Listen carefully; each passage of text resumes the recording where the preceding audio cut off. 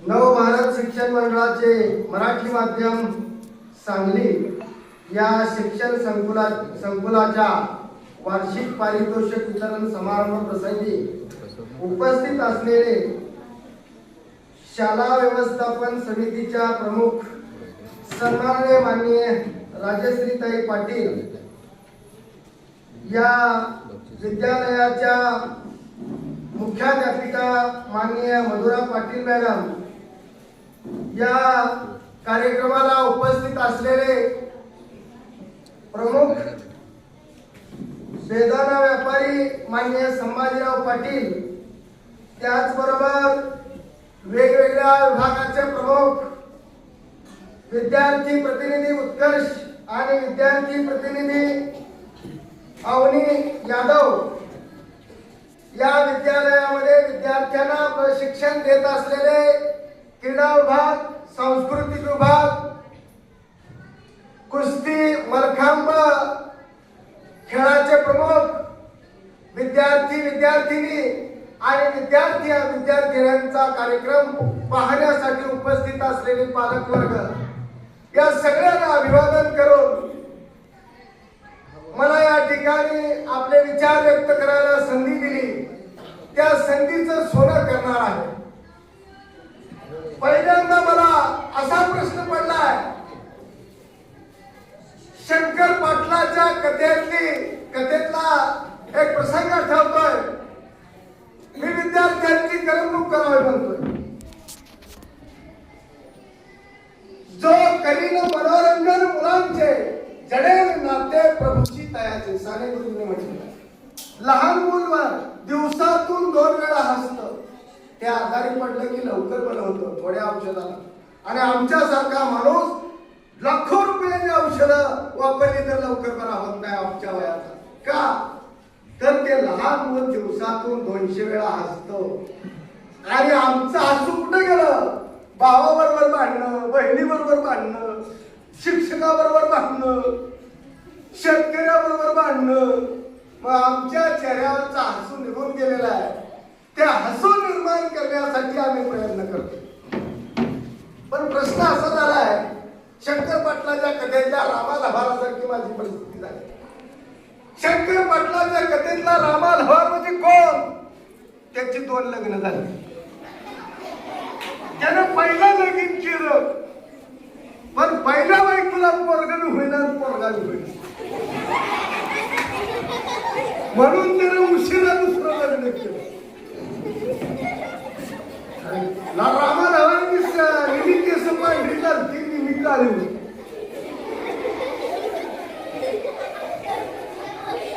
आणि त्याची जी पहिली बायको होती ना, तिची मी निमी काळी निमी पांढरी झाली.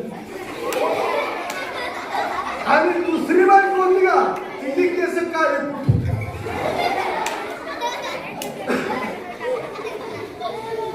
मग ती पहिली बायको काय करायची? रामालहार झोपला, पहिली बायको बरं का, तिची केस निमी पांढरी निमी काळी, ती काय करायची? रामालहार झोपला, तिची काळी काळी केस उपसायची.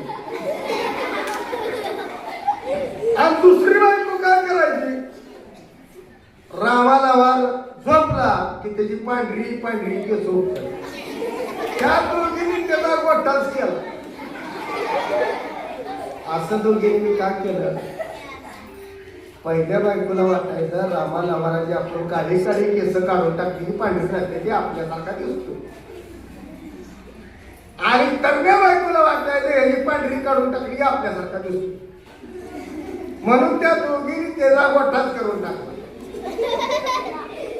आता इथं काय झालंय, तुम्ही बारकी पोर, पाठीमागा जाणती माणसं, संध्याकाळ झाली की बारकी पोरं काय करते? आय मला माफ कर, त्याच्या गमतीर मूर्त्या किंवा खाल्ली नव्हती.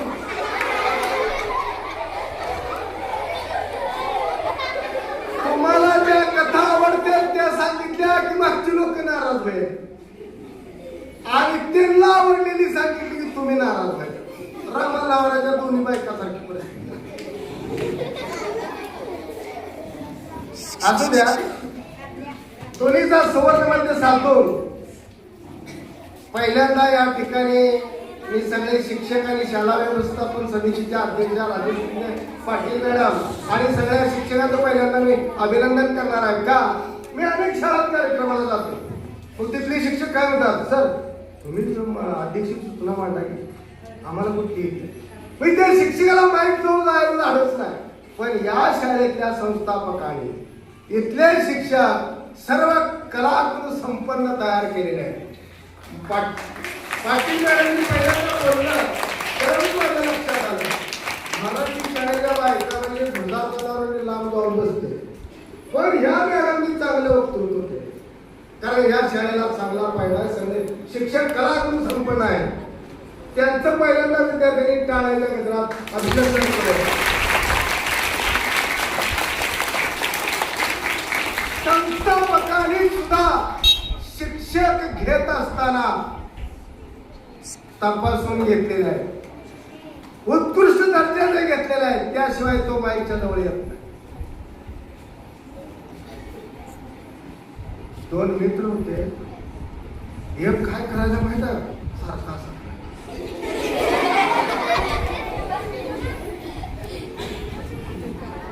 दुसरा काय करायचा,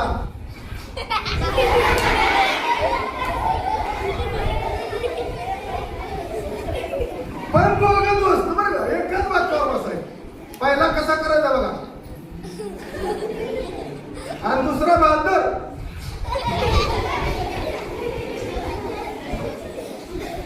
पण दोघं चालीसगर दोस्त काय म्हटलं, बोट चालला काय नका शिंपूड पुसते म्हटला, काय तुझं चांगलं ना गुरु दिसतो म्हटला. मग तो शिंपूड पुसू नको म्हणला, माणसात बरोबर दिसत नाही. मग ती शिंपूड पुसाय म्हटला, तुम्ही येण्याने मोठं चालू नको म्हणला.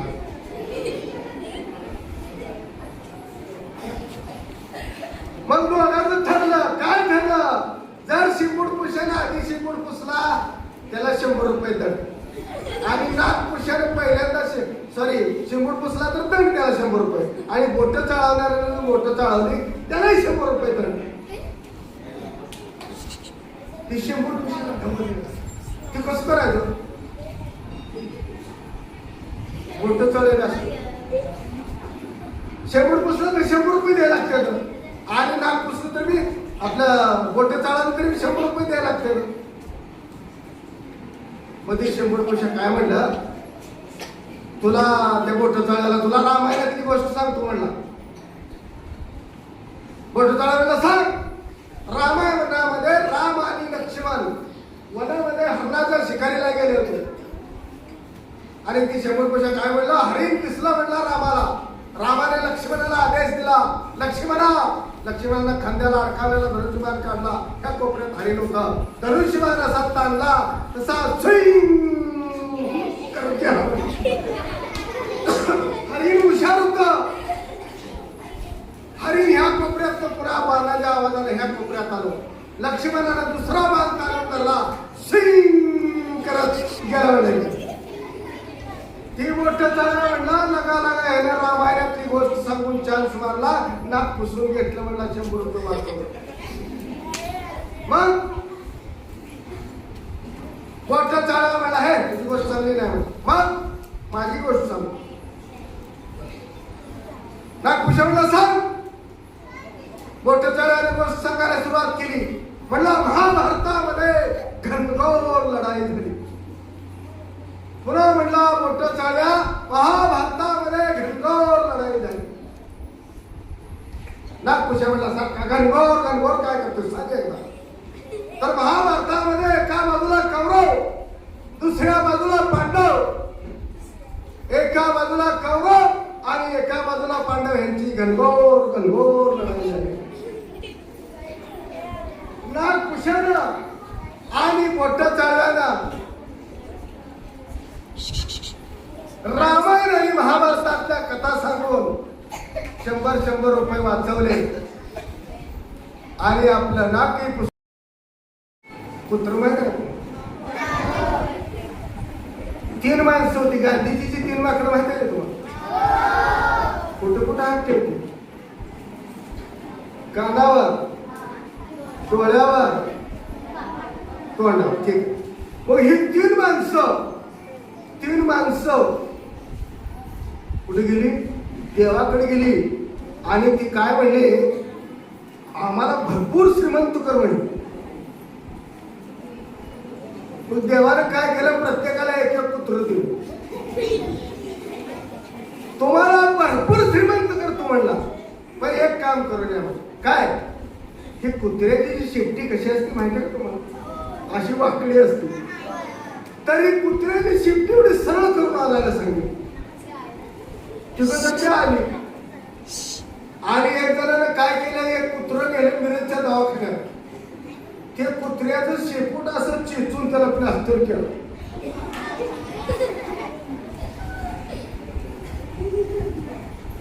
दुसऱ्याने काय केलं, कुत्र्याच्या शेपटीच्या मापाची एक नळी आणली, ती शेपटीच्या शेपटीत नळी घातली. तिसऱ्याने काय केलं, कुत्र्याच्या शेपटीला एक 2-4 किलोचा दगड दोरीनं बांधून असा खाली लोंबकाळता सोडला. त्याला 8 दिवस भाकर दिले आणि 8 दिवसांनी तिघं गेली कुठं? देवाकडं. देवा म्हणली, आम्ही कुत्र्याची शिफ्टी सरळ करून इथं आलोय. मग पहिल्याला बोलावलं. त्यानं काय केलं म्हणला, ह्याला 8 दिवस भाकर दिली नाही, पाणी दिलं नाही, 4 किलो दगड बांधताय म्हणला, सरळच झालाय म्हणला, उपाशी आहे म्हणलाय. त्याने ती दगड सोडलाय, कुत्र्याची शिफ्टी हाय झाली बाबा. दुसऱ्याला बोलावलं. देवा म्हणला, तुमच्यापासून ही कुत्र नेल्यापासून ह्या शिफ्टीच्या आकाराची नळी करून शिफ्टीत खवल्या पडला, त्यामुळे 8 दिवसात ती सरळ झाली. ती नळी काढली तर कुत्र्या शिफ्टी पुढे हाय तशी. तिसऱ्याला बोलवलं. ती म्हणला, मिरजच्या चांगल्या डॉक्टरकडे नेलं होतं म्हणलं, ह्याची शिफ्टी चांगली म्हणला, हातोड्यांची चिचून प्लास्टर केलं. आणि डॉक्टर सुद्धा समजून घेऊन आलं होतं ती प्लास्टर काढायसाठी. ती प्लास्टर काढला, पुन्हा कुत्र्याची शेपटी हाय अशी. म्हणजे कुत्र्याची शेपटी किती जरी आपण सरळ करण्याचा प्रयत्न केला तर ती सरळ होत नाही. तशी आपली सुद्धा सवय एखादी असते ती जात. आता उदाहरणार्थ कसं आहे, एक सांगलीच्या रेल्वे स्टेशनवर, मिरजच्या रेल्वे स्टेशनवर एक माणूस बसला होता.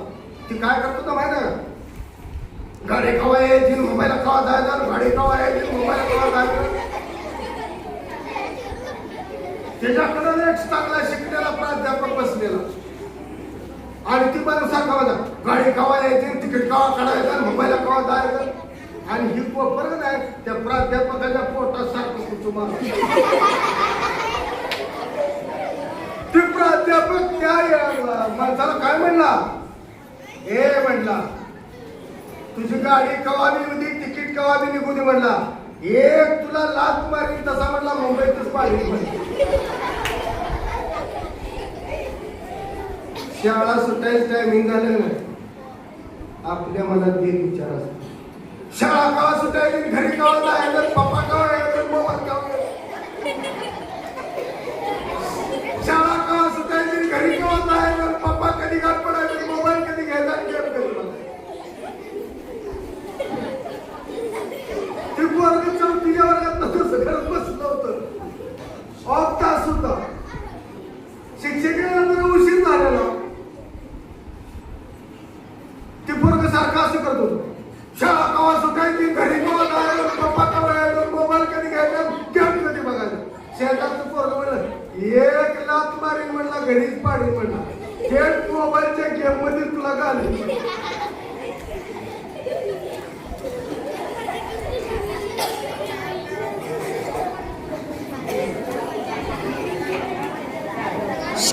भारत शिक्षण मंडळ सांगली प्राथमिक विभागानं मला या ठिकाणी, मुलांना तुम्हाला कथा आवडल्या का? हात वर करून सांग. तुम्हाला कथा आवडल्या का? तुमचा मी आभारी आहे. हात खाली. नव भारत शिक्षण मंडळ सांगली या संस्थेच्या प्रमुखाने मला या ठिकाणी